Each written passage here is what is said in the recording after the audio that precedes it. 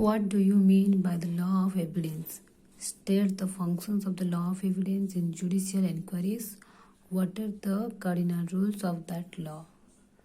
Law of evidence defines by M. Monitor is the Chief Justice M. Monitor defines the law of evidence as a system of rules for ascertaining converted questions of fact in judicial inquiries.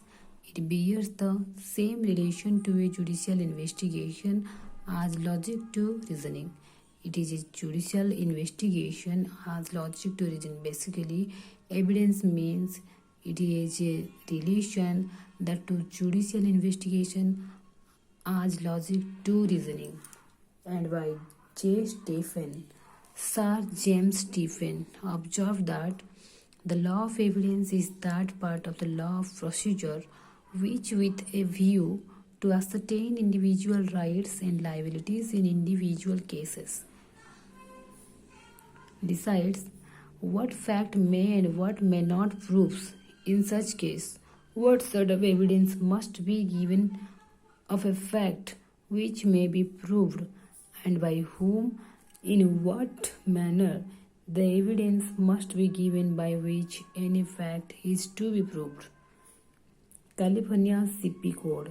According to California Civil Service Procedure or Code of Civil Procedure, the law of evidence is a collection of general rules established by law for declaring what is to be taken without general rules established by law, for declaring what is to be taken without proof, for declaring the presumptions of law, both those which are disputable and those which are conclusive.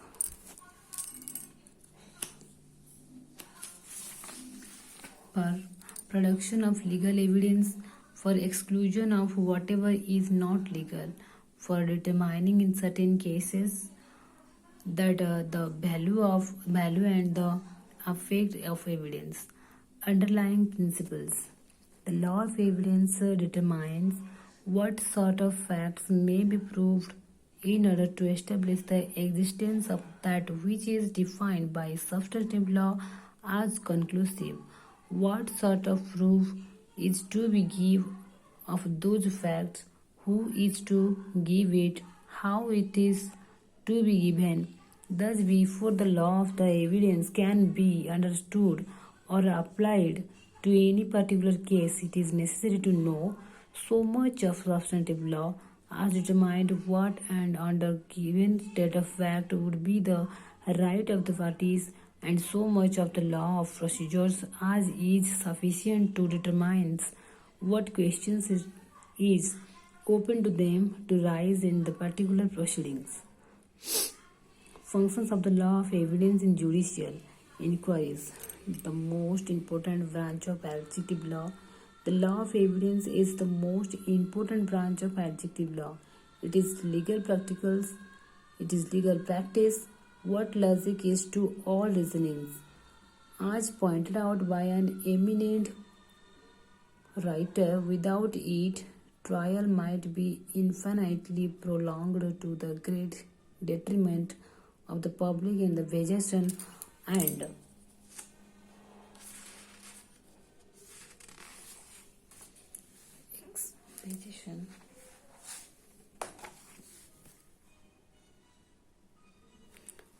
expense of suitors. It is by this that the judge separates wheat from the expense of suitor.